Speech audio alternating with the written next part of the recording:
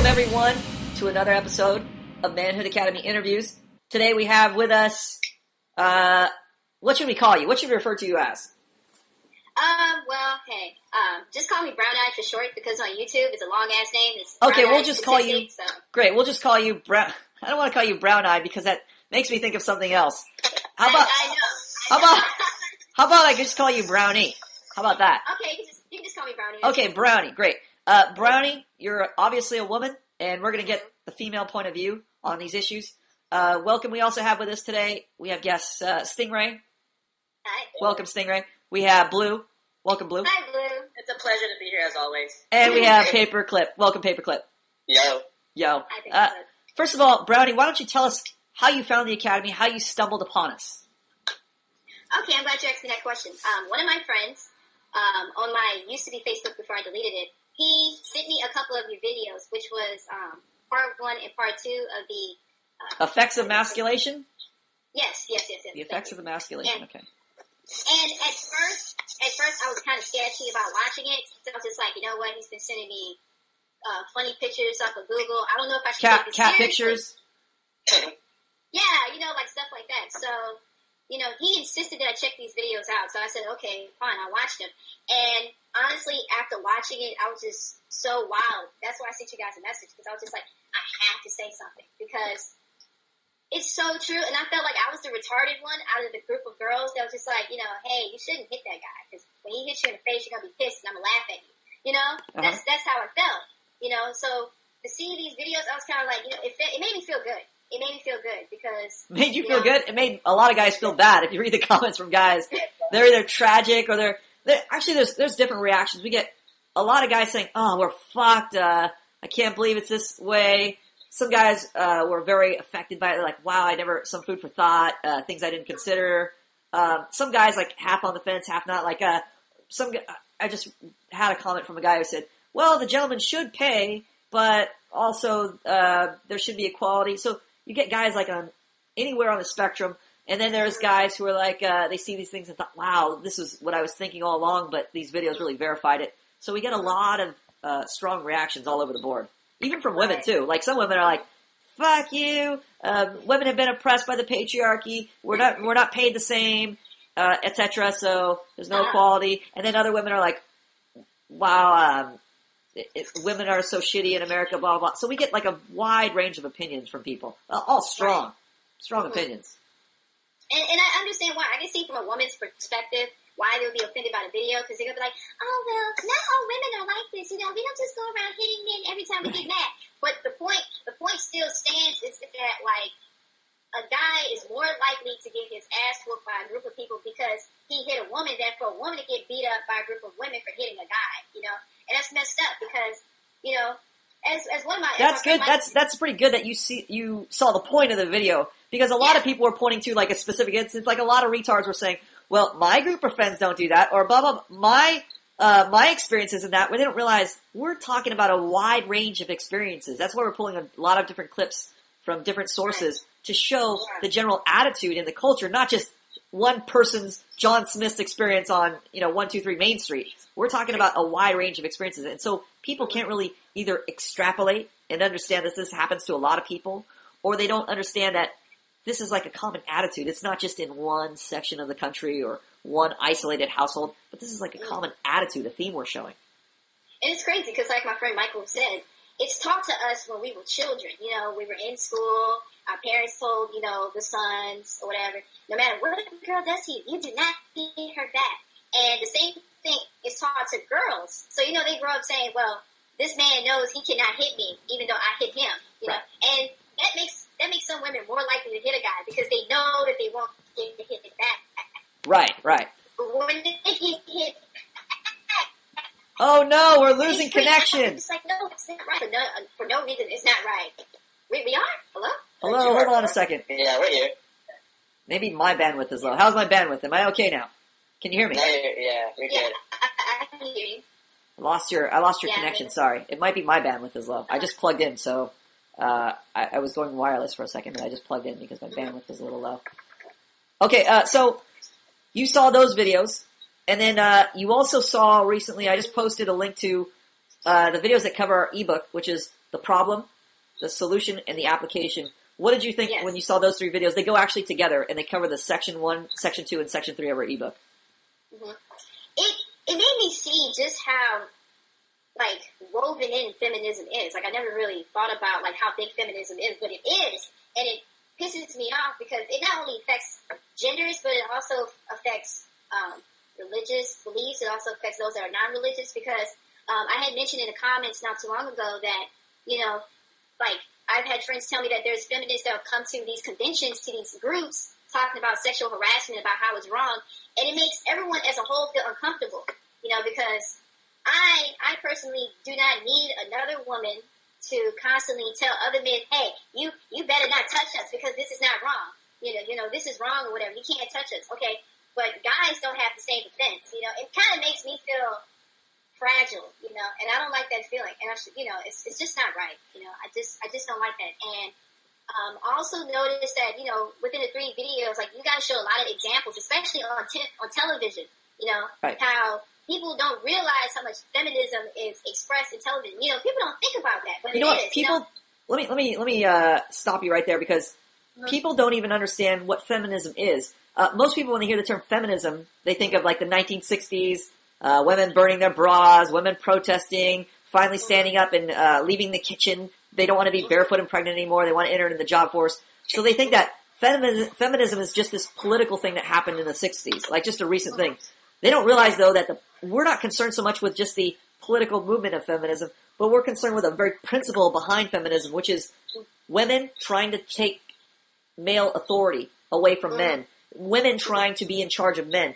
And we see this dynamic in society today where women have a lot of control either through the legal system or through cultural means where they become in charge of relationships. And a lot of the divorce rate is ridiculously high today because there's the natural dynamic that works and what attracts women is when a man is in charge of the relationship. He cares for the woman. He protects the woman. He tells the woman what to do. He's in charge of that relationship. But by the same token, he's got the responsibility to care for the woman under his relationship.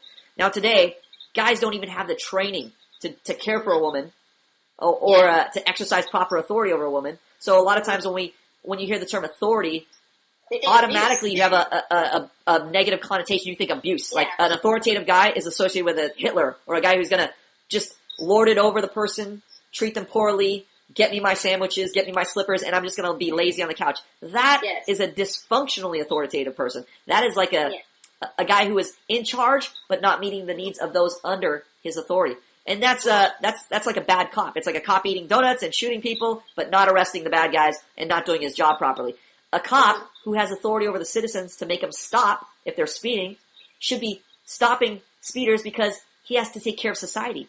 He has a big burden of responsibility because he's in charge. It doesn't mean that he's given responsibility just to screw people over or just to get privileges so he can speed if he's in his cop car. He can turn on the sirens and speed. That's not the point of being in charge. But that's what people associate with being in charge today because so many people in charge, like especially politicians in our government, are so corrupt. They don't take care of the citizens underneath their authority. So there's such a negative connotation. So everybody throws a baby out with the bathwater. They say, well, to prevent bad leaders, we'll just remove all leaders entirely. But that's like saying, well, because we have bad parents, tell you what, we'll just take the kids out of the family and throw them to the wolves and let them raise themselves and get rid of the parents altogether. An equally terrible situation. To have a bad parent or no parent. Either extreme is bad. Right. I agree. So just to clarify, then feminism is this principle, what we see in society today, where we're trying to set the natural balance of a relationship. Instead of a father and mother, caring for the children, you now have women who are trying to usurp or take authority over men and become the man in function to do what the men are designed to do. And then you see that conversely, when you see women being in charge, you see men acting like bitches. They're very emasculated. They're very passive. They're doing the exact things that repel women. Like you always we hear this cultural term called white knight or nice guy, and that's where the guy is basically supplicating and deferring and putting all his expectations in the garbage can and taking all the woman's expectations as his own and saying, how can I meet them? Not even realizing that the woman has a lot of times has so many dysfunctional expectations, such a dysfunctional view of her relationships, and yet he's elevated her to the person in charge of them now, and he doesn't realize he's just sealed his fate in that relationship. And I know what it feels like because I dated a guy like that before a while back. You know, what was that like? Too much alike. It was very stressful because, you know, I like to be able to go to a guy and say, hey, I need help on something. I don't know how to do this. Can you help me? You know? Right. We were too much alike. He's just like, oh, well, just do whatever you feel comfortable with. And it's nerve-wracking because sometimes I actually want to be told that I can't do something because it will affect him in this way. When we would argue, he would not argue back to me. He would kind of like recoil and kind of just take it, you know? The funny thing is, I'm sorry, I didn't mean to cut you off. Go ahead.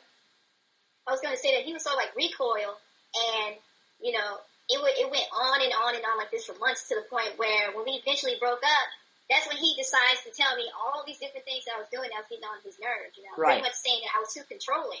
So he's a very passive guy, too controlling.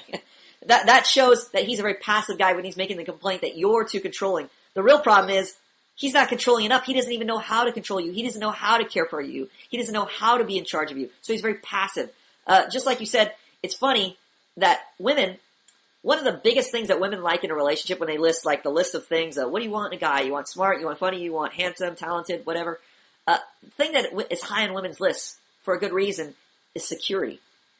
Because when a man is in charge, it's just like when a child has a parent who tells them what to do and everything's orderly in the household and they know what's going on and they can always depend on the parent, the child feels very secure. Conversely, when there is a parent who is out of control, is like just like a child and saying, what should we do? And kind of treating the kid as a friend, the child feels very insecure. You feel like there's no stability and you're like, anything can happen to you. You don't know what to expect. You feel very anxious. And that's funny that you expressed just that exact feeling because that's exactly the type of feeling a guy who isn't in charge of a relationship gives to a woman. She's very anxious around him. She's not secure.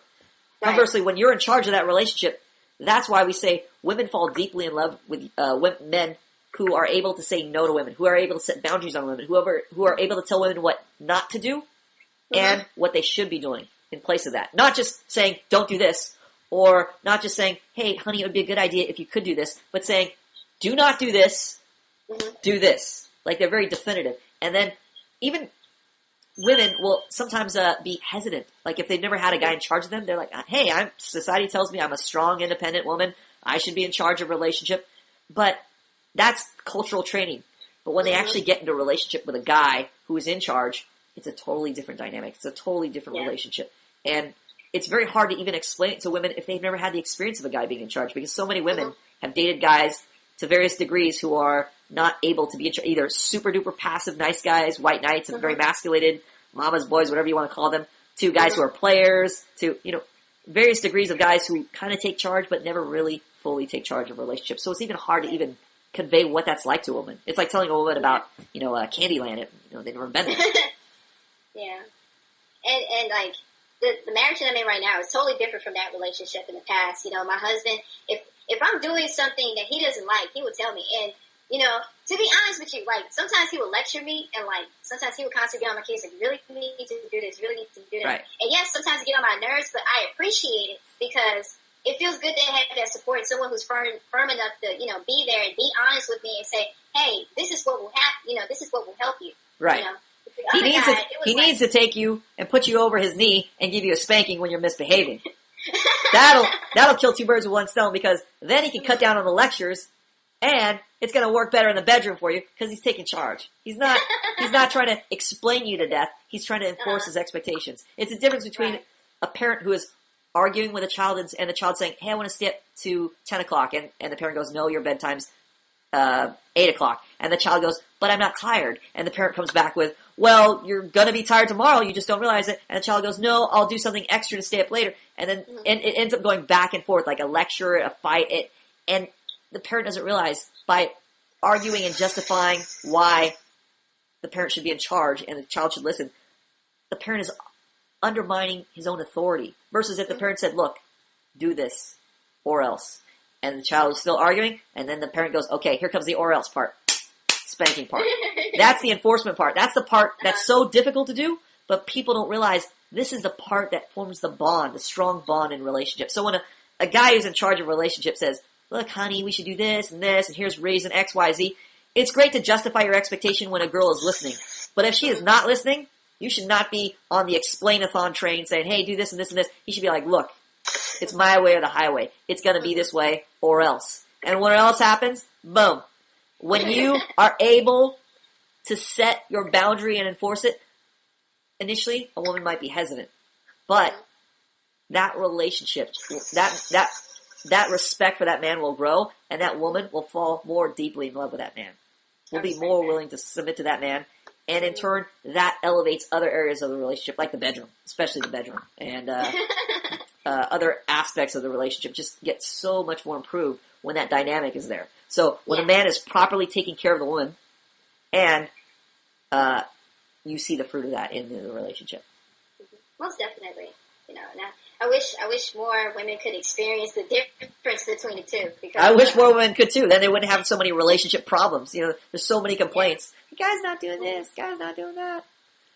I don't know if I should bring this up right now, but I recently flirted with a girl who has a boyfriend currently, who is now, I suppose you would call it seeing me, while she's in this relationship with this guy. Because really, well, she's on the way out, obviously, of this relationship, but he's not able to take charge. And she's telling me the typical things that I hear, which are kind of indicative of that.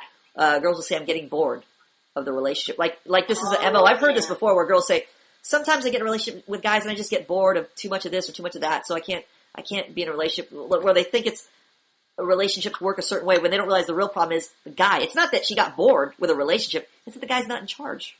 He has no direction. He doesn't know where to go. So she's just realized it's like being in a relationship with another girl. It's not romantic for the other girl. A girl's looking for a guy, not another girl to be in a relationship. She has girls who are friends already. She doesn't need another girl to be in a relationship with. She's looking for a guy to lead her. She doesn't know it because the culture obviously is not going to tell her that. The culture is going to tell her just the opposite. You don't need a guy to be in charge. The guy who's in charge is controlling and mean. That's bad. That's abusive. Right? They're going to use all kinds of typical cultural phrases: abusive, controlling guy, domineering guy, authoritative guy. But that's what a woman responds to. Yeah. I would tell my friends, I said, I at least need a guy that will yell back at me if I yell at them. You know? If I'm yelling at them and they're not saying anything, that just infuriates me because I'd rather be wrong and shown that I'm wrong than to be wondering whether or not I'm wrong and just left wondering. That's funny. I've heard women tell me that, let me think if I can remember this. There's one woman who was talking about why she left her boyfriend, and she was telling me, I would intentionally try to pick fights with him. Like over nothing. She would try to pick fights. Just to see if he would fight back, or just to see if he would take charge, because instinctually, women respond to guys who are in charge. They may not always know it, but instinctually, if a guy is very passive and they can just get one over on him, or they can just bend him to their will, they realize that it's not attractive. It's not something that turns them on. Mm-hmm. And it's scary because I didn't even know I was being that controlling in the relationship until it was over. You know, I just had to think back. You know, I was the one that. Well, you wouldn't know that because most people would praise you. They would say, like, you're an independent, strong woman. That's good. Mm-hmm. They wouldn't call it controlling. They'd say you're asserting yourself. You're being independent. You go, girl. Mm-hmm. I feel bad though, you know, because instead of, I just wish it could have ended better because, you know, to see a guy like that, I always think, like, man, what could have happened? You know, what happened? Because what could have been? Yeah, I mean, like, just like, I'm not gonna lie, like the guy, he seemed like he went through some things, you know. Mm-hmm. But it was just so nerve wracking.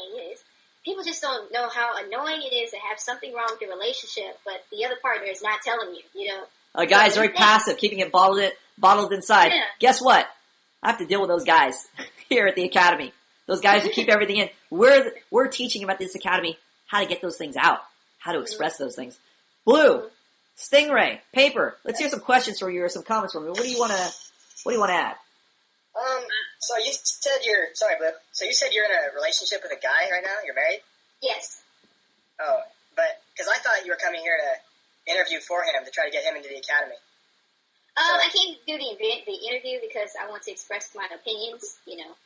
And as for my husband, I wanted him to join the website because he feels the same way. Like, you know, some women just do stupid shit. They get away with it because they're women. I was just like, you know, like I wanted him to like literally see that there's guys that feel the same way, you know, and check this stuff out because stuff like this he finds interesting, you know. No. And I just think it's pretty cool that this is another thing that him and I agree on, you know. And I want to share this with him. Wow. You know? Yeah. Well, I wish my ex-girlfriend had the same attitude you did. She hated me being here. Anyway. Oh, wow. Yeah. Well, Blue. Well, I want to say that it's refreshing to see a woman talk about why feminism is destructive to our society. And Blue, before you continue, let me just make one comment. Yeah. That you just brought up. Not only is she a woman, but she's a woman of color. One of the last people I would expect to respond to this site, because as you know, women of color are notorious bitches, are notoriously brazen in their attitude. They're on the OkCupid dating poll.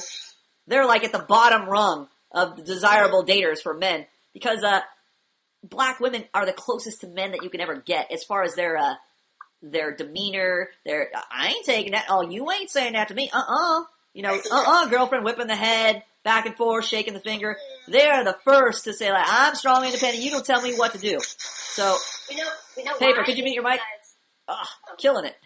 Sorry. They're the first to be like shaking the head and scolding guys and putting them in their place. So, as a woman of color, it's especially shocking to me to hear your side or your response to this website. It's actually refreshing. Actually, I take that back. You're actually I've talked to other people, a woman of color, but we haven't had a direct interview like this. But we had a girl on before. From Las Vegas who responded to the same things she's basically saying the exact same things you were. And it was like, wow, it was really refreshing. Sorry, Blue, I didn't mean to cut you off. I was just so distracted by that thought you brought up. Go ahead.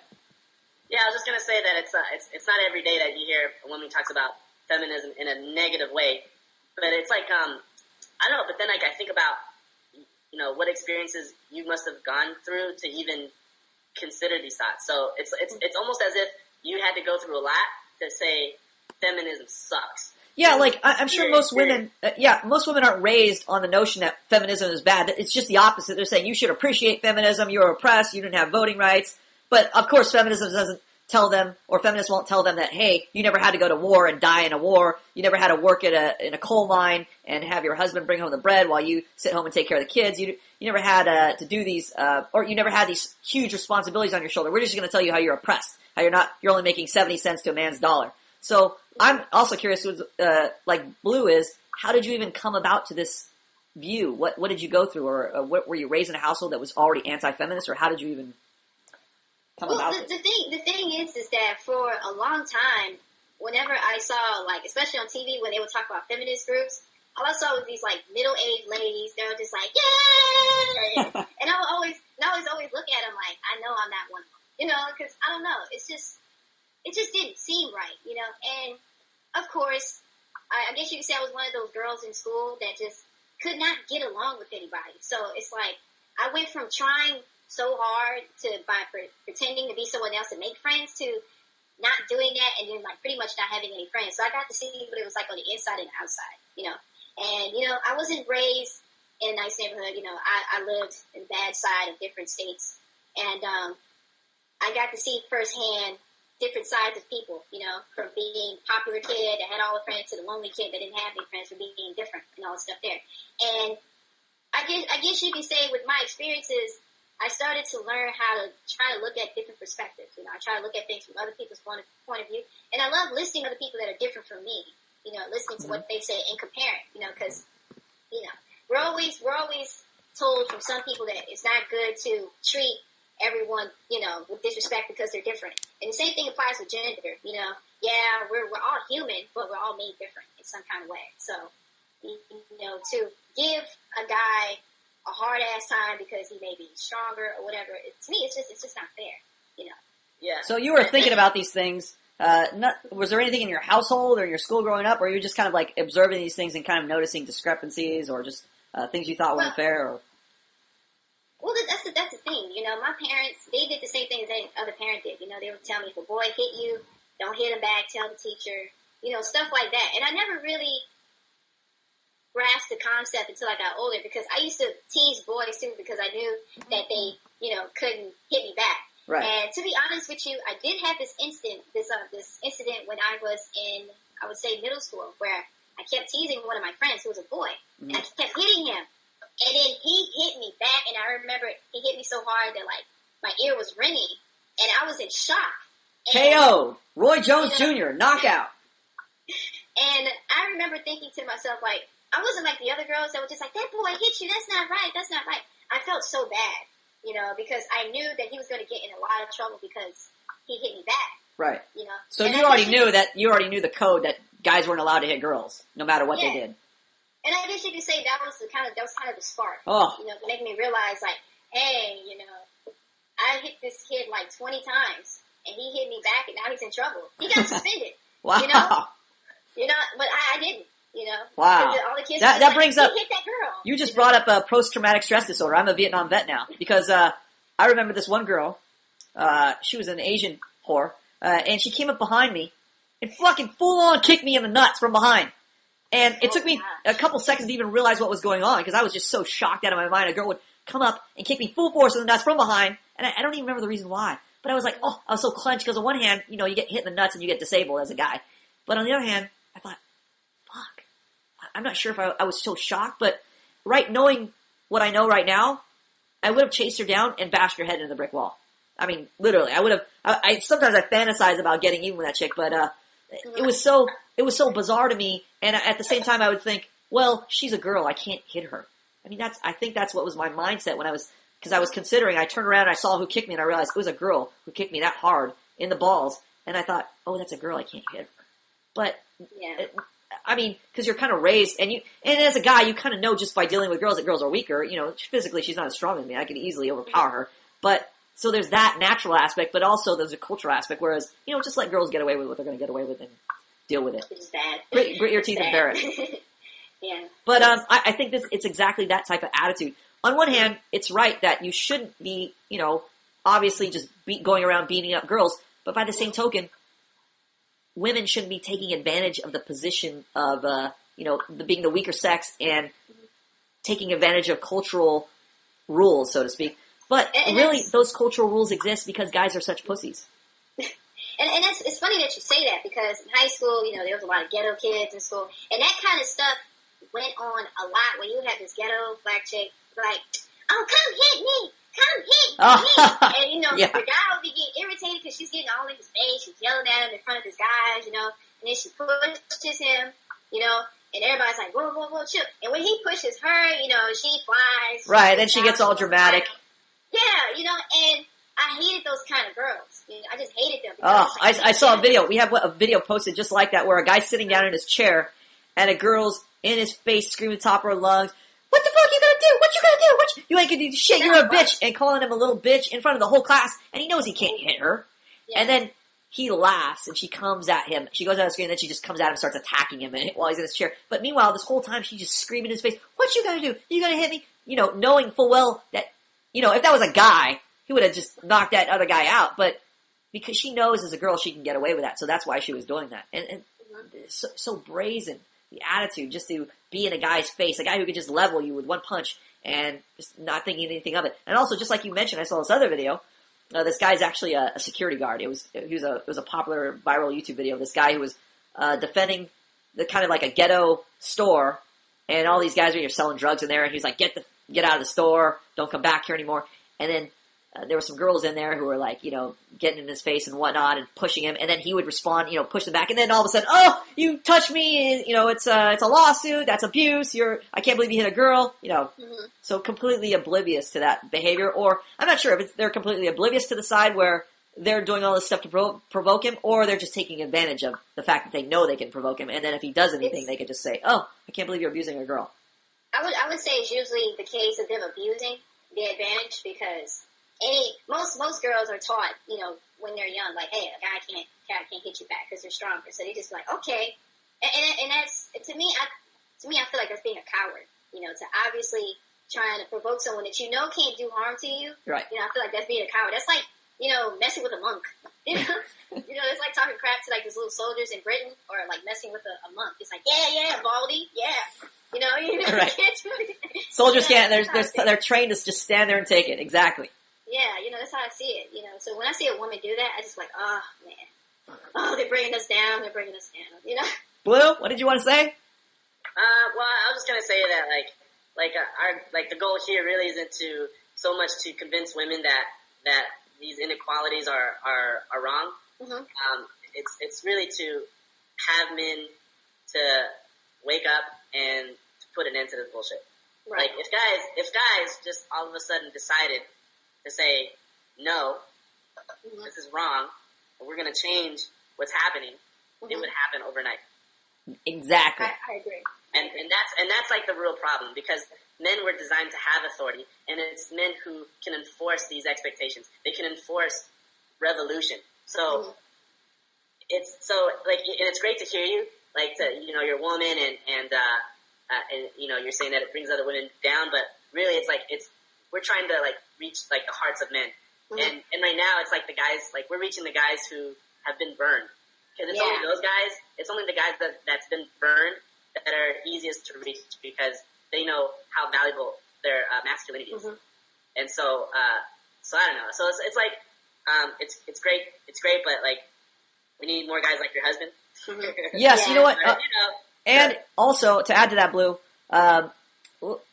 to educate women, it's great. It's not bad, but it's like saying, it's like a parent teaching a child, hey, you shouldn't hit your sister, or you shouldn't hit your little brother. The problem is not the explaining part. The problem is the parent isn't doing their job in policing the child. You're not, if you're punching your brother or sister, you're going to get a consequence. You're going to get in trouble. I'm going to enforce my authority because I don't want that to happen in my household. That's what you should be saying as a parent. So that's the guy's role in the relationship. The guy really should be setting the boundaries and saying what a woman should do and shouldn't do. The problem is guys don't know how to do that. They don't have the faintest clue how to do that with women today. So it doesn't matter if we even but we even spread the news to every woman out there, because it's dependent upon men to enforce the boundaries, for men to lead the women. So that's why our goal here is to not to educate women, but to teach men how to lead women in relationships, how to have a responsible relationship. So they're not, we don't go back to the same old cycle of, the guy's in charge, but he's just, he's just trying to take something away from the relationship from the woman. He's just trying to use the woman for sex, and that's it. And discards her and, gets what he wants out of the relationship and then just moves on. Or has a kid with a woman and just moves on. So we want to end that old cycle of a guy just not knowing what to do in a relationship, being frustrated and just leaving. Or being very passive, and the girl just gets tired of him, gets tired of the nice guy attitude, and leaves. A repeat cycle. And so when a guy gets burned like that, he stops thinking about women in terms of relationships, like having a functional relationship with her, and he just thinks in his bare necessity, well, at the very least, I need sex, so let me hit her up and get some sex out of this, and then that's it, because I don't want to have the hassle of trying to deal with her bitch behavior, because I don't know how. I made a comment on one of the videos you guys posted not too long ago. I said, it's getting to the point where men are having sex with dolls. And I was like, doesn't this bother anyone? I know. It's so funny. When you consider it, how normalized, like, think about it. Right now, millions or billions of men are just watching porn. They're watching simulated sex. They should be having sex, but they're watching simulated sex to jack off. I mean, there's a whole industry around just jacking off. There's fleshlights. They're like, silicone flashlights you stick your dick into. There's real dolls. I'm sure the Japanese are going to come up with an animated doll. It's so funny because on one hand, it's like guys don't know how to have a relationship with a woman to get sex. But on the other hand, it's like they're almost to the stage where they're going to pretty soon get embryos and clone a real doll so you have an actual human but just without the personality, just so they can have sex with it. I mean, they're getting to this point where it's becoming so absurd, the lengths men will go to get sex, but not yet realize that it's such a huge problem when you have like the stripper industry. Girls who are paid to strip to get you horny so you can go home and masturbate. As you're watching simulated sex, you're watching other people have sex, you're paying for it, or you're getting it through the internet just so you can masturbate. I mean, this whole industry is up and it's like normalized. It's like a normal thing. Like guys just talk about, I like this porn site, I like this porn video. Oh, I saw this, I got this flashlight or this fleshlight, what they call it. So it's so funny to see this whole industry that's just out there, and it's so blatantly in our faces, but we just kind of take it for granted. Like that's just the way it is. Yeah. Stingray or Paper, do you have anything you want to add? Yeah, I do. Oh, go for it, Paper. Black women are exotic, and I'm extremely attracted to them. But whenever I go on World Star Hip Hop and I see them hitting guys and yelling and acting like straight up bitches, I'm thinking, man, do I really have to go through that to date a black woman? It's terrible. But then hearing you speak, you're an intelligent woman. The fact that you can reason this out and understand that there is this type of inequality and it's unfair makes you so attractive. And I want to date a girl with your attitude. It's a fresh glass of water. Wow. Put your pants back on. Yeah. I mean, I can't tell a man where to look to find the right women, but all I can say is that most definitely not World Star Hip Hop. World Star Hip Hop is what's that site paper? It's like where they show videos, but it's more from like it's like the ghetto version of YouTube, right? Yes. Pretty much. And I saw some crazy shit on their website, and honestly, like the stuff is usually funny, but then on the inside it makes me sad. So I'm just like, damn, for someone, for people that are the same race as me are being publicized this way, it's like ridiculous. Yeah. It kind of hurts a little, to see women act this way. Because I feel like, man, is there really that few of us that have like a normal brain? I don't know. Well, it's just it's a sign of the times. It's really not. It's like I said. It's not the women's fault. It's not. It's just like you said. It's just like saying, if you take away the parents from a child or let the child be raised by wolves, you can't complain that the child's going to bark like a wolf or howl like a wolf because they're a product of their culture. Just like if you don't have good parents, just like in the ghetto, there's not a lot of good parenting and there's not a lot of males in the relationships, in the household. You don't have a positive male role model in there. If you have a single mother raising that kid, that kid is already has strikes against it and, more likely to end up in jail if he's raised by a single mother. Yeah, I believe that. I had this theory once. I was like, well, what if you take a group of kids that were born recently, maybe some toddlers or whatever, you just take them out the ghettos that they live in, and you just move them into like a different family. Like, they would become like a totally different person. And, a lot of people just say, well, they don't have time to do that, but I don't know. I mean, it's possible, and we're the proof. Just like I've seen black guys in Britain that talk like with a Cockney accent, governor, and you wouldn't recognize them. I thought all black guys were from the ghetto and talk like this, yo, yo, yo, what's up? But no, they're a product of their culture. So guys aren't born emasculated. They can be trained. Just like they were damaged by society, by this emasculating feminist society, they can also be retrained to exercise authority properly. And we see guys doing that here at the Academy. That's why we're so encouraged by the guys here at the Academy. Guys like Stingray, who came in as like a tranny, and now he's able to start managing his relationships. Well, thank you for that compliment. You're welcome for the backhanded compliment. It's sad because it's just so true. They got guys that get in these relationships, and it's like they don't know how to get out. They really don't know how to get out. They just stay in it, and they just be like, well, she can be a little crazy sometimes, but I love her. And I'm like, oh, gosh. They put up with it until they can't put up with it. Yeah, and I just feel bad because some women really just feed off of it because they get benefits and then they get tired. They just leave. Don't even talk to me about how the government subsidizes feminism, subsidizes this dysfunctional lifestyle, subsidizes the dysfunctional attitude that women bring to relationships today. It's like you want to get rid of the single mother problem, and yet the government is busy subsidizing, rewarding you for becoming a single mother.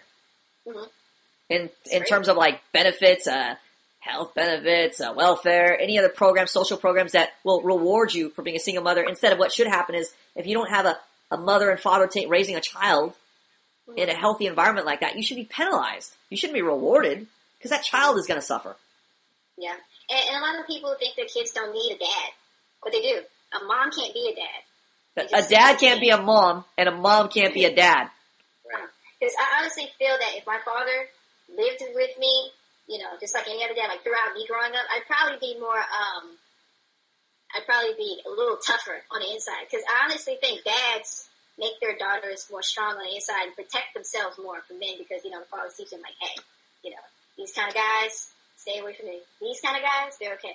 Because I didn't really have my dad, like, in a household throughout my whole life. It was kind of like, he was always, separated. My parents were always separated. But my dad did support and help me. But it wasn't the same. So I mainly depended on my mom, And a lot of times, my mom, she's I won't say she's a softie, but she's a very gentle woman. So, I kind of grew up kind of like the way a guy would if he didn't have a father kind of tell him, like, stop doing that. Right. Being a wuss. You can always get one over on mom. I know how to get one over on mom. No problem. So I turned into like, a female wuss for the longest. A good female? A good female. That's not too bad. Yeah. It's not as bad as a male version of that with an emasculated white knight. Okay, so Guys like wusses. They like wuss girls. Any last comments or questions, you guys, for our guest Brownie? Nope. Blue? Sting? Yeah, I want to say thank you for coming. Yeah. Oh, you're welcome. Yeah. Thank you for joining us, Brownie. On behalf of Manhood Academy, it was a wonderful experience talking to women like you who understand kind of the problems that are happening or are currently all around us in society today because of feminist influence in society and men today and their lives. So it was cool to see you comment on the videos and see your take on it. And feel free to visit the Academy and talk to students in the chat room. And you'll see females in there from time to time, too. I hope so. I hope so. Well, it was wonderful having you, and we'll see you next time.